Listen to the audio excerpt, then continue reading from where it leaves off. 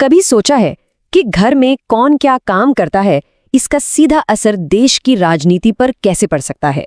सुनने में थोड़ा अजीब लगता है ना?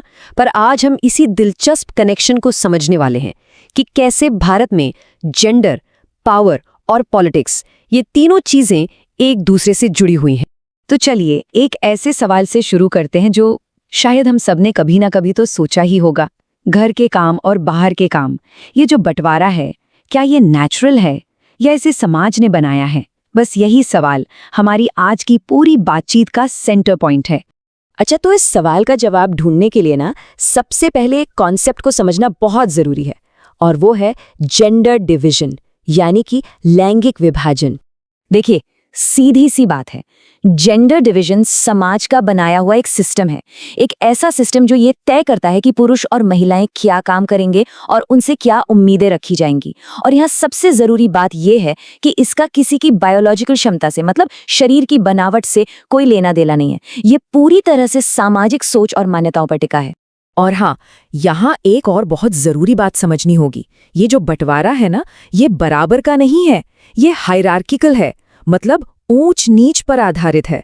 समाज में अक्सर क्या होता है, पुरुषों को ज्यादा पावर दी जाती है और उनके काम को ज्यादा वैल्यू, और बस यहीं से पावर का सारा खेल शुरू हो जाता है। तो चलिए अब जरा और गहराई में जाते हैं और देखते हैं कि ये विभाजन हमारी रोजमर्रा की जिंदगी में, खासकर काम के मामले में, आखिर दिखता कैसा है। ये तस्वीर तो हम सबके लिए जानी पहचानी है ना? पारंपरिक तौर पर महिलाओं की जिम्मेदारी क्या है? घर के अंदर के काम, जैसे खाना पकाना, सफाई, बच्चों की देखभाल। वहीं पुरुषों से उम्मीद की जाती है कि वो बाहर जाएंगे और पैसे कमाकर लाएंगे। एक क्लियर कट डिवीजन। लेकिन असली कहानी इससे कहीं ज्यादा कॉम्प्लिकेटेड है। आज देखिए, कितनी ही महिलाएं घर और बाहर दोनों जगह काम करती हैं, डबल ड्यूटी। पर उनके घर के काम के घंटों को कौन गिनता है? कोई नहीं। क्यों? क्योंकि उसके लिए उन्हें सैलरी नहीं मिलती। ये अदृश्य काम है, इनविजिबल वर्क। और सारा पावर इम्बैलेंस, सच पूछिए तो, यहीं से शुरू होता है। और ये सिर्फ कहने की बात नहीं है, आंकड़ों भी यही कहानी बताते हैं। टाइम यूज सर्वे को देखिए, वो साफ साफ दिखाता है कि अगर घर और बाहर दोनों के काम के घंटे जोड़ दिए जाए ना, तो महिलाएं औसतन पुरुषों से ज्यादा काम करती हैं। पर मजे की बात यह है कि उनके काम का एक बहुत बड़ा हिस्सा समाज की नजरों में काम ही नहीं है। तो ठीक है, हमने डेफिनेशंस देख ली, आंकड़े देख लिए, पर इन सब का असल जिंदगी पर, रियल लाइफ में क्या असर होता है? चलिए अब देखते हैं कि इस बंटवारे ने भारतीय समाज में महिलाओं की जिंदगी पर क्या और कैसा असर डाला है। शुरुआत करते हैं एजुकेशन से। पुरुषों की लिटरेसी रेट है 76% और महिलाओं की सिर्फ 54%। ये जो 22% का गैप है ना, ये सिर्फ एक नंबर नहीं है, ये मौकों की, अवसरों की एक बहुत बड़ी खाई है। अब इकोनॉमी की बात करें तो वहां भी कहानी कुछ ऐसी ही है। सोच कर देखिए, 1976 से हमारे पास equal pay for equal work का कानून है। इतने साल हो गए, लेकिन आज भी हकीकत क्या है? यही कि महिलाओं को अक्सर कम सैलरी मिलती है और वो टॉप पोजीशंस तक बहुत कम पहुंच पाती हैं। अब एक ऐसा आंकड़ा देखते हैं जो सच में रुककर सोचने पर मजबूर कर देता है। नंबर है 919। ये 2011 में भारत में हर 1000 लड़कों पर लड़कियों की संख्या थी, सिर्फ 919। ये नंबर साफ साफ दिखाता है कि समाज में लड़कों को प्राथमिकता देने की सोच कितनी गहरी है और उसके नतीजे कितने गंभीर हो सकते हैं। और ये जो असमानता है ना, ये सिर्फ मौकों या पढ़ाई लिखाई तक ही नहीं रुकती, ये सेफ्टी और सुरक्षा का भी सवाल बन जाती है। चाहे वो डोमेस्टिक वायलेंस हो या फिर पब्लिक प्लेसेस और वर्क प्लेस पर होने वाला हैरेसमेंट, ये सब उसी सामाजिक ढांचे की देन है जो एक जेंडर को दूसरे से ऊपर मानता है। इन सभी बातों का निचोड़, जो सार है, वो एनसीईआरटी की किताब के इस एक वाक्य में है कि भारत अभी भी एक पितृसत्तात्मक समाज है। एक सीधी, सिंपल लेकिन बहुत शक्तिशाली सच्चाई जो पूरी तस्वीर को एकदम साफ कर देती है। तो सवाल उठता है कि क्या इस सिचुएशन को बदला जा सकता है, और अगर हाँ तो कैसे? इसका एक बहुत बड़ा जवाब पॉलिटिक्स में, राजनीति में महिलाओं की भागीदारी बढ़ाने में देखा जा रहा है। लेकिन जब हम पावर के कॉरिडोर्स में, यानी सत्ता के गलियारों में झांकते हैं, तो तस्वीर कुछ ऐसी दिखती है। 2019 की लोकसभा में महिला एमपीज का प्रतिशत कितना था? सिर्फ 14%। सोचिए, देश के सबसे बड़े फैसले जहां लिए जाते हैं वहां आधी आबादी की आवाज बस इतनी सी। और अगर आपको लग रहा है कि 14% कम है तो रुकिए, राज्यों की विधानसभाओं में तो हालत और भी खराब है। वहां महिलाओं का रिप्रेजेंटेशन 5% से भी कम है। ये एक बहुत बहुत बड़ा चैलेंज है।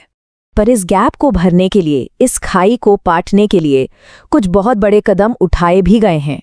सबसे पहले आया पंचायती राज एक्ट, जिसके जरिए लोकल गवर्नमेंट बॉडीज में 1/3 सीटें महिलाओं के लिए रिजर्व की गई। और फिर हाल ही में 2023 में आया नारी शक्ति वंदन अधिनियम, जिसने इस रिजर्वेशन को लोकसभा और विधानसभाओं तक पहुंचाने का रास्ता साफ कर दिया। और इसका नतीजा जबरदस्त रहा है। जो लोकल लेवल पर रिजर्वेशन मिला, उसकी वजह से आज 10 लाख से भी ज्यादा, 10 लाख से ज्यादा चुनी हुई महिलाएं हमारे गांव और शहरों की पॉलिटिक्स में एक्टिव रोल निभा रही हैं। तो सवाल ये है कि जब ज्यादा महिलाएं पॉलिटिक्स में आती हैं तो असल में बदलता क्या है? बहुत कुछ। उनके मुद्दे जैसे हेल्थ, एजुकेशन, सेफ्टी, ये अब सिर्फ घर के मुद्दे नहीं रहते, बल्कि मेन स्ट्रीम पॉलिटिकल एजेंडे का हिस्सा बन जाते हैं। और यही तो है पावर के तराजू को बैलेंस करने की दिशा में सबसे जरूरी कदम। तो सवाल ये उठता है, क्या राजनीति में धर्म का होना हमेशा ही गलत है? क्या ये कॉम्बिनेशन, ये मेल हमेशा समाज को बांटने ही वाला होता है? और इसका जवाब है नहीं, हमेशा नहीं। अब ये बात शायद थोड़ी चौंकाने वाली लगे है ना, खासकर उन बहसों के बीच जो हम रोज सुनते हैं। तो फिर इसका असली मतलब क्या हुआ? अच्छा, तो चलिए इसी बात को जरा और गहराई से समझते हैं कि आखिर कैसे धर्म राजनीति के लिए एक अच्छी ताकत भी बन सकता है। देखते हैं कि इसकी पॉजिटिव भूमिका क्या हो सकती है। देखिए, इसके 2 मुख्य तरीके बताए गए हैं। पहला तो ये कि धर्म राजनीति को एक नैतिक दिशा दे सकता है, आप कह सकते हैं एक मॉरल कंपास की तरह काम कर सकता है। और दूसरा, ये सरकार को समाज में फैली जो बुराइयां हैं, जैसे भेदभाव हो गया, उत्पीड़न हो गया, इनके खिलाफ कड़े कदम उठाने का एक मजबूत आधार दे सकता है। और इसका एक बहुत ही अच्छा उदाहरण हमारे अपने इतिहास में मिलता है। जरा सोचिए, छुआछूत जैसी घिनौनी प्रथा पर रोक लगाना, या फिर वो पुराने पारिवारिक कानून जो महिलाओं के अधिकारों को दबाते थे, उनमें सुधार करना। ये सब वो मौके थे जब राज्य ने आगे बढ़कर हस्तक्षेप किया उन सामाजिक बुराइयों को खत्म करने के लिए जो धर्म और परंपरा की गलत व्याख्याओं से पैदा हुई थीं। लेकिन जैसा कि हर सिक्के के 2 पहलू होते हैं, इसका एक दूसरा स्याह पहलू भी है। और चीजें बिगड़ना तब शुरू होती हैं जब आस्था को भलाई के लिए नहीं, बल्कि एक हथियार की तरह इस्तेमाल किया जाने लगता है। और बस यहीं से असली समस्या की जड़ शुरू होती है। मतलब दिक्कत धर्म में नहीं है, दिक्कत है उसके राजनीतिक इस्तेमाल में। ये वो टर्निंग पॉइंट है, वो मोड़ है जहां से समाज के बंटने का खतरा एकदम से बढ़ जाता है। धर्म के इस राजनैतिक इस्तेमाल को एक खास नाम दिया गया है, सांप्रदायिकता। और यही वो विचारधारा है जो समाज में बंटवारे का बीज बोती है। तो सवाल उठता है कि आखिर ये सांप्रदायिकता है क्या चीज? अगर बिल्कुल आसान शब्दों में समझें तो ये एक ऐसी सोच है जो ये मानती है कि किसी भी इंसान की जो धार्मिक पहचान है ना, वही उसकी सबसे बड़ी बल्कि एकमात्र पहचान है। ये विचारधारा देश से, इंसानियत से सबसे पहले धर्म को रखती है। अब देखिए, ये जो सोच है ना, ये कुछ बहुत ही बुनियादी और खतरनाक गलतफहमियों पर खड़ी है। पहली गलतफहमी कि एक धर्म को मानने वाले सभी लोगों के हित, उनकी ज़रूरतें सब एक जैसी होती हैं। दूसरी गलतफहमी कि अलग अलग धर्म के लोग एक देश में शांति से रह ही नहीं सकते। और तीसरी और शायद सबसे खतरनाक गलतफहमी कि देश में एक धर्म का दबदबा दूसरे सभी धर्मों पर होना ही चाहिए। एक बात समझनी जरूरी है कि सांप्रदायिकता कोई एक दिन में पैदा होने वाली चीज नहीं है। ये धीरे धीरे फैलती है, एक बीमारी की तरह, और इसके कई रूप हैं। चलिए इसके 4 चेहरों को देखते हैं जो एक बढ़ते हुए खतरे की तरह सामने आते हैं। इससे आप एक 4 कदमों वाली सीढ़ी की तरह सोच सकते हैं। पहला कदम होता है रोजमर्रा की छोटी छोटी बातें और हमारे मन में बैठे पूर्वाग्रह। फिर दूसरा कदम आता है राजनीतिक दबदबे की लड़ाई का। इसके बाद तीसरा कदम धर्म के नाम पर भीड़ को इकट्ठा करना। और इस सीढ़ी का जो आखिरी चौथा कदम है, उसका अंत अक्सर भयानक सांप्रदायिक हिंसा में होता है। तो पहला कदम ये सबसे आम है और सच कहें तो अक्सर हमारी नज़रों से चूक भी जाता है। ये है हमारी रोज़मर्रा की सोच। दूसरे धर्मों के बारे में वो जो बने बनाए जोक्स होते हैं, उनके बारे में जो गलत धारणाएं हम पाल लेते हैं और मन ही मन ये मानना कि हम उनसे बेहतर हैं। सच पूछे तो यही वो छोटे छोटे बीज हैं जिनसे सांप्रदायिकता का जहरीला पेड़ उगता है। अब आता है दूसरा कदम, राजनीतिक सत्ता पर कब्जे की होड़। अब यहाँ दो बातें होती हैं।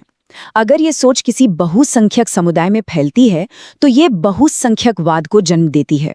मतलब ये विचार कि देश पर सिर्फ उन्हीं की संस्कृति और मान्यताओं का राज चलना चाहिए। और दूसरी तरफ जब अल्पसंख्यक समुदाय में ये फैलता है तो उनमें एक असुरक्षा की भावना पैदा हो सकती है, जो कभी-कभी उन्हें अपने लिए एक अलग राजनीतिक यूनिट या पहचान की मांग करने पर भी मजबूर कर सकती है। और फिर आता है तीसरा चरण। ये वो स्टेज है जब राजनीति खुलकर धर्म का इस्तेमाल करने लगती है, लोगों को इकट्ठा करने के लिए, लामबंद करने के लिए धार्मिक प्रतीकों का, नारों का इस्तेमाल होता है। बड़े बड़े धार्मिक नेताओं को राजनीतिक मंच पर लाया जाता है और अक्सर एक दूसरे समुदाय से खतरे का डर दिखाकर एक इमोशनल माहौल बनाया जाता है। और ये सब कुछ हमें उस सीढ़ी के आखिरी और सबसे भयानक पायदान पर ले आता है, सांप्रदायिक हिंसा, दंगे, नरसंहार और यहाँ तक कि देश के बंटवारे जैसी त्रासदियां सब इसी जहरीली विचारधारा का नतीजा है। ये वो मंजिल है जहां सच में इंसानियत हार जाती है। तो ये सब समझना इतना जरूरी क्यों है? क्योंकि सांप्रदायिकता सिर्फ एक सामाजिक समस्या नहीं है, नहीं, ये उससे कहीं ज्यादा है। ये सीधे सीधे किसी भी देश के वजूद के लिए, उसकी नींव के लिए खतरा है। दांव पर बहुत कुछ लगा होता है। और यही बात हमें इस पूरे विश्लेषण के सबसे अहम निष्कर्ष पर लाती है। एक सीधी और साफ चेतावनी, सांप्रदायिकता लोकतंत्र के लिए ही खतरा है। क्यों? क्योंकि लोकतंत्र का मतलब है कि हर नागरिक बराबर है, जबकि सांप्रदायिकता नागरिकों को धर्म के अलग अलग खेमों में बांट कर देखती है। तो आज हम क्या क्या देखने वाले हैं? सबसे पहले हम बात करेंगे भारत की सेक्युलर बुनियाद की, फिर जाति की विरासत को समझेंगे और देखेंगे कि आज के भारत में इसकी क्या जगह है।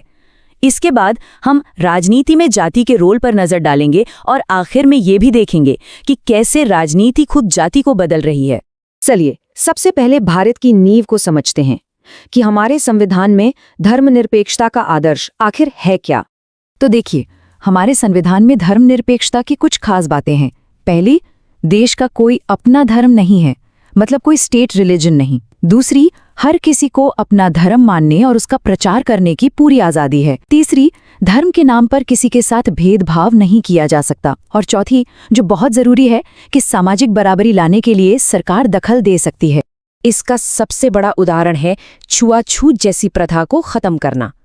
ये दिखाता है कि भारत का सेक्युलरिज्म सिर्फ चुपचाप देखने वाला नहीं है, बल्कि जरूरत पड़ने पर समाज सुधार के लिए एक्टिव कदम भी उठा सकता है। तो सबसे बड़ी बात यह है कि सेक्युलरिज्म सिर्फ कोई राजनीतिक नारा नहीं है, बल्कि ये भारतीय लोकतंत्र की बुनियाद का एक अहम हिस्सा है। अच्छा, अब बात करते हैं भारत के सामाजिक ताने बाने की एक और गहरी और सच कहे तो काफी जटिल परत की, यानी जाति की विरासत। सदियों से इस व्यवस्था ने लोगों को उनके जन्म के आधार पर काम और समाज में उनकी हैसियत में बांध कर रखा था। लेकिन ज्योतिबा फूले से लेकर डॉक्टर अंबेडकर तक कई महान समाज सुधारकों ने इस भेदभाव के खिलाफ एक लंबी लड़ाई लड़ी और इसी संघर्ष का नतीजा है कि हमारे संविधान ने जाति के आधार पर होने वाले किसी भी भेदभाव को गैर कानूनी बना दिया। लेकिन सोचने वाली बात यह है कि क्या सिर्फ कानून बना देने से जाति व्यवस्था आज के भारतीय समाज से पूरी तरह खत्म हो गई है? ये सवाल आज भी उतना ही अहम है जितना पहले था। और इसका एक शब्द में जवाब है नहीं। देखिए, बहुत सारे सामाजिक बदलाव आए हैं, लेकिन जाति का असर आज भी समाज में बहुत गहरा है। हाँ, ये सच है कि शहरों में और अच्छी पढ़ाई लिखाई की वजह से जाति की जकड़ थोड़ी कमजोर हुई है। लोग अब अपने पुश्तैनी काम से अलग काम भी कर रहे हैं। लेकिन जब बात शादी ब्याह की आती है तो आज भी ज्यादातर लोग अपनी ही जाति में शादी करना पसंद करते हैं। और आर्थिक असमानता का तो जाति से गहरा नाता बना हुआ है। और जानते हैं, ये सिर्फ महसूस करने वाली बातें नहीं हैं, आंकड़े भी यही कहानी कहते हैं। जरा इस डेटा पर नजर डालिए। NSSO के ये आंकड़े साफ साफ दिखाते हैं कि गरीबी और जाति में कितना गहरा कनेक्शन है। आप देख सकते हैं कि स्केड्यूल ट्राइब्स और स्केड्यूल कास्ट में गरीबी की दर सबसे ज्यादा है, जबकि ऊंची जातियों में ये सबसे कम है। मतलब ये असमानता आज भी एक कड़वी सच्चाई है। तो अब यहाँ से हम आते हैं राजनीति के मैदान में, जहाँ ये सामाजिक पहचानें बहुत बड़ा रोल प्ले करती हैं। देखिए, होता क्या है कि पार्टियां टिकट देने से पहले उस इलाके का पूरा जातीय हिसाब किताब लगाते हैं। फिर वोट मांगने के लिए भी जातिगत भावनाओं का इस्तेमाल होता है, और धीरे धीरे कुछ पार्टियां तो किसी खास जाति की प्रतिनिधि के तौर पर ही जानी जाने लगती हैं। पर रुकिए, कहानी इतनी सीधी भी नहीं है। ये समझना बहुत जरूरी है। कोई भी चुनाव सिर्फ जाति के दम पर नहीं जीता जा सकता। क्यों? क्योंकि किसी भी एक चुनाव क्षेत्र में किसी एक जाति के इतने वोट नहीं होते कि वो अकेले ही जितवा दे। फिर वोटर की सिर्फ एक पहचान नहीं होती, वो अपनी क्लास, धर्म, लिंग के बारे में भी सोचता है। और सबसे बड़ी बात, सरकार का काम कैसा रहा, नेता कैसा है, ये सब भी बहुत मायने रखता है। अब एक और दिलचस्प बात, ये रिश्ता एक तरफा नहीं है। ऐसा नहीं है कि सिर्फ राजनीति ही जाति का इस्तेमाल करती है, बल्कि राजनीति जाति को बदलती भी है। जब अलग अलग जाति समूह राजनीति में आते हैं तो वो अपनी आवाज उठाते हैं, मोलभाव करते हैं और सत्ता में अपनी हिस्सेदारी मांगते हैं। इससे पिछड़ा और अगड़ा जैसे नए राजनीतिक समूह बनते हैं, और जो समूह सदियों से हाशिए पर थे, जैसे दलित और ओबीसी, उन्हें अपनी बात रखने के लिए एक राजनीतिक मंच मिलता है, एक नई ताकत मिलती है। तो मतलब राजनीति और जाति के इस रिश्ते के दो चेहरे हैं, एक अच्छा और एक उतना अच्छा नहीं। अच्छा पहलू यह है कि ये दबे हुए हाशिए पर पड़े समूहों को सत्ता में अपनी जगह बनाने का मौका देता है, उन्हें एक आवाज देता है। लेकिन इसका एक नेगेटिव पहलू भी है। ये कभी कभी विकास जैसे जरूरी मुद्दों से ध्यान भटका सकता है और समाज में तनाव और टकराव भी पैदा कर सकता है। तो निचोड़ ये है कि हमें ये बारीक बात समझनी होगी, जाति राजनीति में एक बहुत बड़ा फैक्टर है, लेकिन ये इकलौता फैक्टर नहीं है। ये सोचना कि चुनाव सिर्फ जाति पर होते हैं, सच्चाई से बहुत दूर है। और आखिर में सबसे जरूरी बात, समाज में अलग अलग पहचानों का होना कोई समस्या नहीं है। समस्या तब शुरू होती है जब राजनीति इन पहचानों का इस्तेमाल एक दूसरे के खिलाफ समाज को बांटने के लिए करने लगती है। तो आखिर में हम एक बहुत बड़े सवाल पर आते रुक जाते हैं। सवाल ये है कि किसी भी पहचान की राजनीतिक आवाज कब तक एक समुदाय को ताकत देती है और कब वो आवाज देश को बांटने वाली बन जाती है। ये एक बहुत महीन लकीर है, और इसी लकीर को समझना और इस पर चलना ही शायद भारतीय लोकतंत्र की सबसे बड़ी चुनौती और उसका भविष्य तय करेगा।